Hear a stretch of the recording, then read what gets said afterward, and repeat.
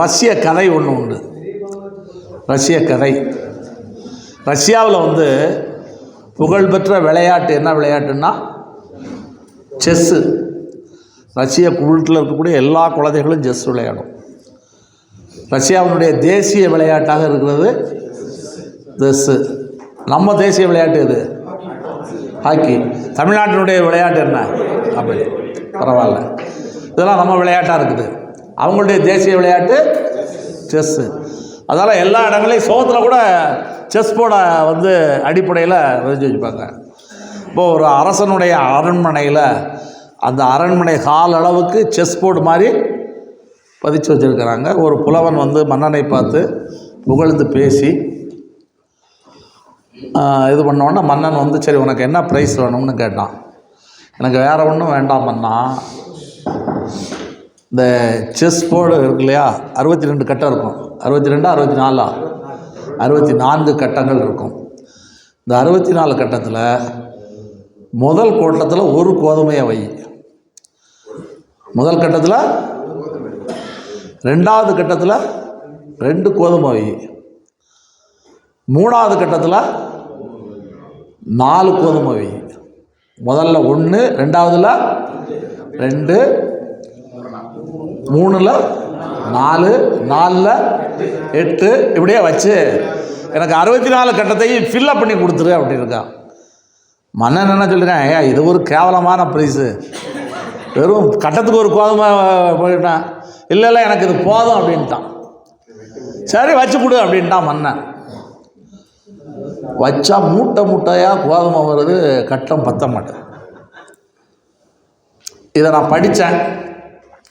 இதை நான் படித்த உடனே எனக்கு ஒரு சந்தேகம், அது இருக்குமா? இப்போ உங்களுக்கு நான் சொன்னாலே உங்களுக்குமே என்ன வரும்? சந்தேகம்தான். அது எப்படி மூட்டை மூட்டையாக கோதுமை தேவைப்படும்? அது எப்படி மூட்டை மூட்டையாக கோதுமை தேவைப்படும் அப்படிங்கிற சந்தேகம் உங்களுக்குமே ஏற்படும். நான் என்ன செஞ்சேன், இல்லை நம்ம கணக்கை பார்த்து அது எப்படி பற்றாக்குறை ஏற்படும், பற்றாக்குறையெல்லாம் அது அவன் சொல்கிற மாதிரிலாம் இருக்காது அப்படின்னு சொல்லி நான் ஒரு பேனாவை எடுத்து 1, 2, 4, 8, 16, 32, 32க்கு அப்புறம் 64 இப்படி கொஞ்ச நேரம் எழுதிக்கிட்டு இருந்தேன். ஒரு 10-12 கட்டம் வந்த உடனே இந்த மனப்பாடமாக எழுத முடியலை. சரி அப்படின்னு ஒரு கால்குலேட்டரை வச்சுட்டு எழுதி அந்த கால்குலேட்டரில் ப்ளஸ் பண்ணிக்கிட்டே வந்தேன். ப்ளஸ் பண்ணிக்கிட்டே வந்தபோது கால்குலேட்டருடைய டெனாமினேஷன் முடிஞ்சு போச்சு. இருந்தாலும் இதை கண்டுபிடிக்காமல் விடக்கூடாதுன்னு சொல்லி ஆஃபீஸில் இருந்தால் நான் செஞ்சேன். அப்போ நம்ம ஆஃபீஸில் டைப்பிஸ்ட்டு கிடையாது. நம்ம நார்த் மெட்ராஸ் ஆஃபீஸில் வின்னின்னு ஒரு தோழர் இருந்தாங்க, இறந்து போச்சு அந்த பொண்ணு. அது மேலே இருந்துச்சு, அதை வர சொன்னேன், கீழே வா வின்னி அப்படின்னு. அந்த எக்ஸலில் ப்ரோக்ராம் போடு நான் சொல்கிற மாதிரின்னு. அந்த பிள்ளை போட்டுச்சு. கோடி கோடி கோடி கோதுமை வருது. அந்த வார்த்தைகளை நம்மளால் படிக்க முடியலை, ஜீரோவாக போய்கிட்டே இருக்குது டெனாமினேஷன். ஒரு வேளை நம்ம ஒரு 50 கிராம் கோதுமையை எடுத்து 50 கிராமில் எத்தனை கோதுமை இருக்குன்னு எண்ணிட்டு இத்தனாயிரம் கோதுமையை வகுத்தா எத்தனை மூட்டை வரும்னு கண்டுபிடிக்கலாம். ஆனால் அதனுடைய அர்த்தம் என்ன?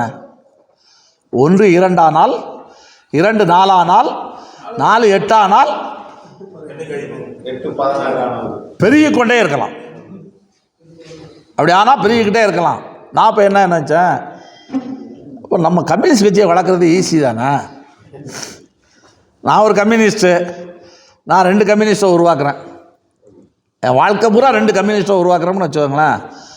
அந்த 2 கம்யூனிஸ்ட்டு அவங்க 2 பேரை 4 பேர் அப்படியே உருவாக்குறாங்கன்னு வச்சுக்கோங்களேன். கிட்டத்தட்ட ஒரு 10 வருஷத்தில் 140 கோடி பேர் கம்யூனிஸ்ட் ஆயிடுவான்.